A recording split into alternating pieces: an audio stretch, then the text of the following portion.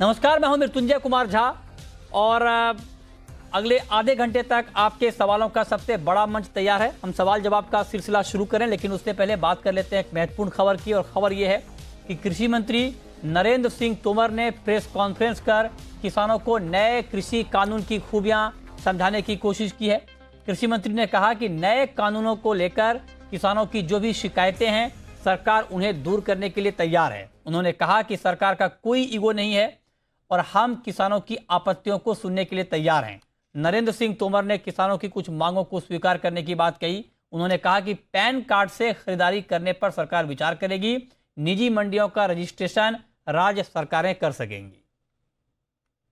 इस आशंका पर हम लोगों ने प्रस्ताव दिया कि राज्य सरकार निजी मंडियों के रजिस्ट्रेशन की व्यवस्था भी लागू कर सकेगी और साथ ही ऐसी मंडियों पर राज्य सरकार जो मंडी के भीतर का टैक्स है उसके हिसाब से ही वो बाहर की प्राइवेट मंडी पर भी टैक्स लगा सकेगी। तो उनकी इस आशंका को भी निर्मूल करने की हम लोगों ने अपने प्रस्ताव में कोशिश की है। और इस पर बातचीत करने के लिए हमारे साथ एग्रीकल्चर इकोनॉमिस्ट विजय सरदाना इस वक्त जुड़ रहे हैं। सर, बहुत बहुत स्वागत है आपका सरदाना जी। मैं फटाफट दो तीन महत्वपूर्ण सवाल हैं आज की प्रेस कॉन्फ्रेंस के बाद जो सामने आ रहे हैं और उस पर आपकी राय चाहता हूं। पहला सवाल तो ये कि कृषि मंत्री ने साफ साफ ये बात कह दी है कि किसानों की जो भी आपत्ति है सरकार उसको सुनेगी। सरकार जो कृषि कानून है उसमें बदलाव करने के लिए तैयार है, लेकिन रोल बैक के लिए तैयार नहीं है। ये साफ मैसेज है सरकार की तरफ से। तो और सरकार ने ये कह दिया है कि जो आपत्ति है किसानों की कि जो उनका डर है कि मंडियां खत्म हो जाएंगी, सरकार इंश्योर करेगी कि इस पर मंडियों पर कोई इंपैक्ट ना पड़े, एमएसपी का सिस्टम खत्म ना हो, एपीएमसी खत्म ना हो। आपको लगता है कि अब किसानों को मान जाना चाहिए? मृत्युंजय जी, उन्होंने एक बात और कही, कृषि मंत्री ने, जो शायद आपने नहीं दोहराई। उन्होंने ये कहा कि इस देश के पत्रकार बहुत सक्षम है, वो खुद भी कानून पढ़ के ये बताएं कि कमी क्या है, ताकि अगर हमारी बात समझ में नहीं आ रही है तो शायद आपकी बात उन नेताओं को समझ में आ जाएगी जो अपनी बात पे अड़े हुए हैं। तो कहने का मतलब ये है, देखिए, संसद ने कानून पास किया है। जब भी कोई काम संसद में होता है, कागज संसद में जाता है, तो उसको हर एंगल से परखा जाता है, पूरा डिपार्टमेंट है। अब और उसके बाद फिर राष्ट्रपति महोदय भी जब साइन करते हैं तो उसकी एक एक लाइन, फुल स्टॉप, कॉमा दोबारा चेक किया जाता है। जब ये सारी प्रक्रिया हो गई, अब ये कहना कि इसमें ये कमी है, वो कमी है, मतभेद हो सकते हैं, हाँ, लेकिन वो क्या चीज पसंद नहीं है बताए तो सही कोई। अब कोई बताने को ही तैयार नहीं है, वो ये कहे कि नहीं ये चीज खराब है, तो भाई क्या खराबी है ये तो बताओ। कि नहीं वो हमें नहीं पता लेकिन खराब है, क्या खराब है ये हम नहीं बताएंगे, ना हमें पता है कि उसमें क्या खराब है लेकिन खराब है। अब बताइए, इस विचारधारा से लोकतंत्र में अगर कल को ये कहे कि कानून मुझे पसंद नहीं है हटाओ, तो मेरे को एक बात बताइए, हम सब बिजनेस चैनल में इस समय हैं, आपने इनकम टैक्स का कानून मांगा था क्या? हम बगैर सरकार ले आई। आप सीटीटी के कानून के लिए कितने प्रोग्राम कर रहे हो, बगैर पूछे सरकार ले आई। तो कहने का मतलब है, आज अगर सीटीटी का कानून मुझे पसंद नहीं है, सरकार वापस ले ले। नहीं सरदाना जी, दिल्ली जाम कर देते हैं। हाँ सरदाना जी, सर मैं ये जानना चाह रहा हूं आपसे कि सरकार ने ये बात कही है कि एमएसपी को लेकर सरकार लिखित गारंटी देने को तैयार है, सरकार मंडियों के रजिस्ट्रेशन को लेकर तैयार है, पैन कार्ड से खरीद हो इसके लिए सरकार तैयार है। चूंकि आप एग्रीकल्चर के बहुत जानकार हैं, आपने ग्राउंड पर बहुत काम किया है, मैं आपसे जानना चाहता हूं कि क्या सरकार के इस भरोसे के बाद किसानों की आशंका खत्म हो जानी चाहिए कि एमएसपी का सिस्टम खत्म हो जाएगा या उन्हें अच्छा भाव नहीं मिलेगा? क्या ये आशंका किसानों की दूर हो रही है क्या सरकार के इस भरोसे के बाद, या इसमें कुछ रह जा रहा है? बिल्कुल सही कहा आपने। आज आम आदमी इस बात को समझ रहा है कि जब एक आम आदमी जो रोड पे है, जो दुकानदार है, जो छोटा दुकानदार है, उसको ये बात समझ में आ रही है कि जो सरकार कह रही है और निमंत्रण दे रही है कि अपने ऐतराज बताओ, मुझे बात समझ में नहीं आ रही कि किसान नेता जो इतने पढ़े लिखे हैं, एक्सपीरियंस, उनको बात समझ में नहीं आ रही। कहने का मतलब ये है कि अगर कानून में गड़बड़ है, डिस्कस किया जा सकता है। अगर कुछ और एजेंडा है जो सामने नहीं आ रहा है, जिसका बार बार ये कहा गया कि भारत के पत्रकार उसको इन्वेस्टिगेट करें कि वो क्या एजेंडा है, तो आप ही लोग अब देश के लोकतंत्र को बचा सकते हो। आप तो चौथे पिलर हो। नहीं सरदाना जी, ये बात आप बिल्कुल ठीक कह रहे थे कि एजेंडा जो भी हो, लेकिन फैक्ट तो सबके सामने है, और फैक्ट पर बात करना, किसी का अपोज करना या किसी का विरोध करना नहीं होता है। फैक्ट ये बिल्कुल है कि पंजाब और हरियाणा में गेहूं और धान की सबसे ज़्यादा खरीद होती है। पंजाब के किसानों को काफ़ी, देश में सबसे ज़्यादा वहाँ के किसानों को सब्सिडी मिलती है, ये बात भी हकीकत है। और ये भी हकीकत है कि सरकार को जितनी ज़रूरत होती है अपनी अलग अलग योजनाओं के लिए खाद्यान्न की, उससे ज़्यादा सरकार को मजबूरन खरीदना पड़ता है और सरकारी गोदामों में अनाज सड़ते हैं। और ये टिप्पणी खुद सुप्रीम कोर्ट ने यूपीए सरकार के वक्त में की थी और कहा था कि अगर अनाज सड़ रहे हैं तो आप गरीबों में मुफ्त में क्यों नहीं बांट देते। ये फैक्ट है, ये किसी को बताने की जरूरत नहीं है। मैं आपसे पूछना चाहता हूं, आपने ऐतराज की बात की कि किसान अपना ऐतराज तो बताए। किसानों का ऐतराज मैं आपको बताता हूं। किसान को ये डर है कि सरकार ने जो बदलाव किए हैं एपीएमसी कानून में, उससे एमएसपी का सिस्टम खत्म हो सकता है, उनका बाजार छीन सकता है, जो ये डर है। और दूसरा उनका ये डर है कि मंडियां इससे खत्म हो जाएंगी। क्या किसानों का ये डर निराधार है या इसमें आपको कुछ दम दिख रहा है? देखिए, मैं आपको डरा के कह सकता हूं ना कि यहाँ भूत पे आप मत जाओ, लेकिन हकीकत क्या है? हकीकत ये है कि जो मंडियां हैं वो राज्य सरकार का अधिकार क्षेत्र है। मंडी में कितना टैक्स लगना है या नहीं लगना वो राज्य सरकार के ऊपर है। वहाँ सुविधाएं देनी है या नहीं देनी है राज्य सरकार को तय करना है। भारत के संविधान के हिसाब से केंद्र सरकार हस्तक्षेप कर ही नहीं सकती मंडियों में। तो अगर राज्य सरकारों को लगता है कि किसान मंडी के बाहर ना बेचे और हम इतनी सुविधाएं मंडी के अंदर दे दें, हम उनको इतना अच्छा माहौल बना के दें, तो क्यों कोई किसान जाएगा बाहर? आप मुझे बताइए। तो ये कहना बहुत गलत है कि मंडियां बंद हो जाएंगी। इसका मतलब आप ये मानने को तैयार हो कि राज्य सरकारें मंडियां मैनेज नहीं कर सकती।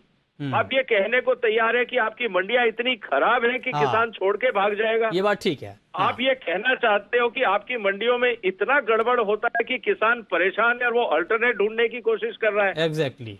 क्यों घबरा रहे हो आप? अगर आप इतना अच्छा काम कर रहे हो तो किसान क्यों छोड़ेगा आपको? सर, मुझे ये बात समझ में नहीं है। या तो आप कबूल करो कि हाँ आपकी मंडियां खराब है, बेकार है, किसान परेशान है, उसका शोषण होता है, तभी तो वो जाएगा। अगर वो खुश है तो क्यों जाएगा? ठीक है। एक सवाल सरदाना जी, आपने बहुत सही कहा, कंपटीशन में तो उतरना पड़ेगा। अगर आप कंपटीशन में हैं और आप अच्छा कर रहे हैं तो लोग आपके पास आएंगे। आप कंपटीशन से डर क्यों रहे हैं? आप, इसका मतलब आप कहीं ना कहीं मोनोपोली हो रही है, इस बात को अंदर खाने आप स्वीकार कर रहे हैं। एक आखिरी सवाल सरदाना जी मेरा आपसे ये होगा कि किसानों का एक डर ये भी है कि जो कॉन्ट्रैक्ट फार्मिंग के नए नियम आए हैं उससे किसानों की जमीन पर कॉरपोरेट का कब्जा हो जाएगा धीरे धीरे। क्या ये आशंका ठीक है या निराधार है? इस पर आपकी टिप्पणी सर। मृत्युंजय जी, अगर किसी को भी जरा बेसिक इंग्लिश आती है ना या बेसिक हिंदी आती है, कृपया पढ़ लें। दो जगह साफ साफ लिखा है कि किसी भी कानून, किसी भी एग्रीमेंट में तो आपका एग्रीमेंट है उसमें जमीन का हिस्सा कानून बन ही नहीं सकता। अच्छा। पहली बात, अगर वो गलती से भी जमीन लिख दी गई तो वो निरस्त माना जाएगा। पहली बात। अगर मान लीजिए कभी किसान की देनदारी मिलती है और अगर उसमें कोई कहता है व्यापारी की नहीं जी मेरा तो पैसा निकलता है, मुझे किसान की जमीन बेच के दिलवा दीजिए, तो सर वो भी अलाउड नहीं है। आपकी सुविधा के लिए मैं आपको बता देता हूं आपके माध्यम से, किसान भाई इस बात को मान ले कि कॉन्ट्रैक्ट एक्ट के अंदर सेक्शन 8 एक लाइन पढ़ देता हूं। No farming agreement shall be entertain into the purpose of any transfer including sale, lease and mortgage of the land or premises of the farmer. Okay. आपको कोई अधिकार नहीं है किसान की जमीन का नाम भी लिखने का कॉन्ट्रैक्ट में। पहली बात। ओके। 8 नंबर सेक्शन कानून का। दूसरा section number 15। Notwithstanding anything contained in section 14, no action for recovery of any amount due in pursuant of the order passed under this section shall be initiated against agricultural land of the farmer। मतलब आप जमीन की कुर्की भी नहीं कर सकते। हाँ, ठीक बात। अब ये ना तो हिस्सा है ना कुर्की से वसूली हो सकती है। ठीक बात। हाँ। और सबसे बड़ी बात, ये ऑप्शनल है, कॉन्टेक्ट करना कोई जरूरी नहीं। हाँ, चलिए, तो बहुत बहुत शुक्रिया सरदाना जी आपका। आपने डिटेल में समझाया कि किसानों को डरने की जरूरत नहीं है और ये हम लोग फैक्ट के ऊपर बात कर रहे हैं। हम ऐसा नहीं कि कोई बायस होकर के और हम आपको गलत जानकारी दे रहे हैं। ये फैक्ट है, जो बात सरदाना जी कह रहे हैं वो फैक्ट है कि मंडियां खत्म नहीं हो रही हैं, सरकार बार बार ये बात कह रही है कि एमएसपी का सिस्टम जारी रहेगा, और ये किसानों के ऊपर है कि किसानों को कहां पर बेचना है अपनी फसल। आप ओपन मार्केट में बेच सकते हैं, आपको अगर अच्छा भाव एपीएमसी में मिलता है तो आप वहां आकर बेच सकते हैं। तो आपके लिए कोई बाध्यता नहीं है कि आपको इसी जगह पर बेचनी है फसल को, और इसी यही फ्रीडम अभी दिया गया है इस कानून में आपको।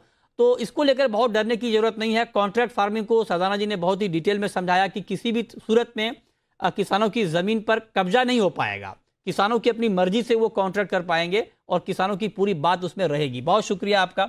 चलिए और अब आगे बढ़ते हैं, और चूंकि आज हम अभी हमने कृषि कानूनों की बात की, तो एग्रीकल्चर कमोडिटीज की भी बात करते हैं, जहां पर एमएसपी को लेकर बहुत चर्चा हो रही है।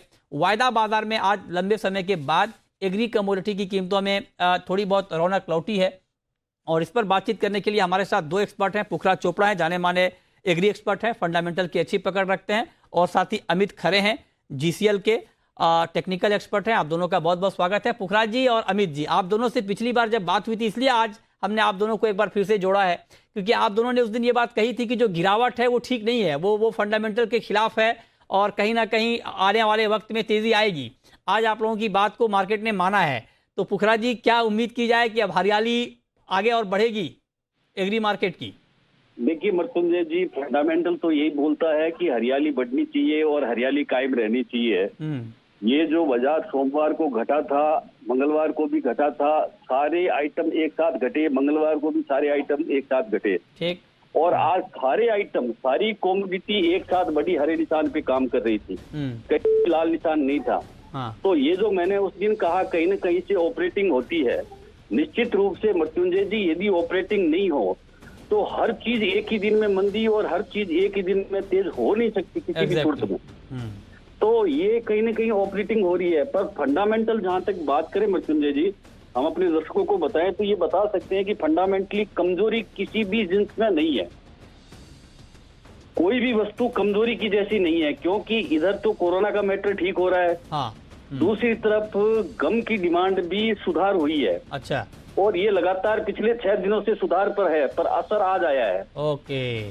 तो दोनों तरफ दोनों बातें मतलब ठीक है, बाजार का फंडामेंटल अच्छा बनाती है मृत्युंजय जी। अच्छा, तो आप कह रहे हैं कि मार्केट के फंडामेंटल अच्छे हैं और आगे इसमें तेजी ही रहने की संभावना है। हमारे साथ अमित खरे भी हैं। अमित जी, आप बताएं, आपने उस दिन बताया था कि टेक्निकली मार्केट आपको तेज दिखता है और मार्केट ने तेजी का रुख किया भी है, तो आपको तो पहले बधाई, और दूसरा ये कि आप ये बताएं कि अब यहाँ से टेक्निकल चार्ट पर एग्री का मार्केट, ग्वार, सोयाबीन, चना, ये कैसे लग रहे हैं? नमस्कार मृत्युंजय भाई। ग्वार सीड में अगर हम बात करें तो अब जनवरी वाले कॉन्ट्रैक्ट की अपन बात करते हैं। तो जनवरी वाला कॉन्ट्रैक्ट ग्वार सीड जो है अभी करंट स्ट्रक्चर चार्ट का जो देखते हुए लग रहा है कि 4075 4080 तक के लेवल इसमें एक बार देखने को मिलेंगे। अभी भाव 3970 के आसपास है। तो करंट स्ट्रक्चर के हिसाब से अभी 4075 और 80 तक के लिए खरीदारी कर सकते हैं। ओके। और नीचे में एक 3880 रुपए का एक स्टॉप लॉस लेके चलें। हाँ। और बाय प्राइस 3950-60 जो करंट भाव है उसके आसपास बनाए। ओके जी। चने पर आपका व्यू? जी। और मतलब जो ग्वार सीड अगर 4075-80 के ऊपर सस्टेन होता है तो इसमें फिर एक बार एक अच्छी लंबी तेजी देखने को मिलेगी 4350-4400 तक के लिए। ओके। अब बात करते हैं अपन चने की। हाँ। तो चना वायदा अभी 4695 के आसपास बंद हुआ जनवरी वायदा। इसमें नई खरीदारी जो है हमें 4730 के ऊपर करनी चाहिए, 4730 के ऊपर। जब भी 4730 निकले इसमें बाइंग की पोजीशन बनाएं। टारगेट रहेगा हमारा 4870 से लेकर 4935 रुपए का। 4935 के ऊपर अगर ये निकलता है तो फिर एक बार इसमें 5150-60 तक के लेवल देखने को मिलेंगे। ठीक है। और नीचे इसमें हम जो स्टॉप लॉस लेके चलेंगे वो 4640 के आसपास का लेके चलेंगे। ठीक है। और राजीव जी, अब हम बात करते हैं गोल्ड और सिल्वर की। सोने चांदी में आज क्या किया जाए शाम के लिए? नमस्कार मृत्युंजय जी, मुझे लगता है कि सोने में जो कल गिरावट आई थी वो कंटिन्यू होनी चाहिए। हमें लगता है कि एक बार बाजार 49,000 के नीचे भी जा सकता है और 48,700 तक भी जा सकता है। अगर कोई रिकवरी आती है तो 49,250 पर इसमें सेलिंग कर सकते हैं। 49,400 का स्टॉप लॉस, पहला टारगेट रहेगा 48,950, दूसरा 48,700। ठीक है। आपका व्यू क्या होगा सुनंद जी, क्रूड और मेटल के ऊपर? मेटल में आपकी टॉपिक और क्रूड पर आपकी राय? और बात अगर क्रूड की करें तो करें तो तेजी का माहौल मुझे दिखाई दे रहा है अभी भी। हालांकि अगर इन्वेंट्री को देखेंगे तो मार्केट में काफी गिरावट का इशारा दिख रहा है, बट लेकिन अगर हम ट्रेंड देखेंगे तो 3,400 के लेवल पे खरीदारी कर सकते हैं और 3,500 तक कल शाम तक मैं एक्सपेक्ट कर रहा हूँ कि और देखने को मिलेगा। ये मेनली वैक्सीन डेवलपमेंट के वजह से तेजी हमें देखने को मिलेगा। और अगर स्टॉप लॉस रखना चाहते हो 3,350 तक आप स्टॉप लॉस रख सकते हो। बात अगर बेस मेटल काउंटर की है तो वहाँ पे निकल में एक अच्छा काउंटर बनते हुए दिखाई दे रहा है। 1255 लेवल्स के आप वहाँ पे खरीदारी कर सकते हो। 1275 तक आप टारगेट रख सकते हो और 1245 पर आप स्टॉप लॉस मेंटेन रख सकते हो। बेस मेटल मार्केट में काफी स्ट्रॉन्ग सपोर्ट है क्योंकि यूएस डॉलर इंडेक्स काफी कमजोर है। और दूसरे बात करें तो लिथियम, कोबाल्ट और निकल, ये तीनों एक ऐसा बेस मेटल है जिसमें इलेक्ट्रॉनिक व्हीकल्स का काफी स्ट्रॉन्ग डिमांड है, खासकर चाइनीज मार्केट और यूरोपियन मार्केट में, जो तेजी आते हुए देखने को मिलेगा। और अगर हमें इस वीकेंड में या फिर आने वाले दिनों में कुछ और यूएस स्टिमुलस पैकेज का डेवलपमेंट देखने को मिलेगा तो उस वजह से मार्केट में और तेजी देख सकते हैं। ठीक है, बहुत शुक्रिया सुनंद आपका, राजीव कपूर जी आपका हमारे साथ जुड़ने के लिए, बताने के लिए कमोडिटी में कहां पर कमाई के मौके बनेंगे।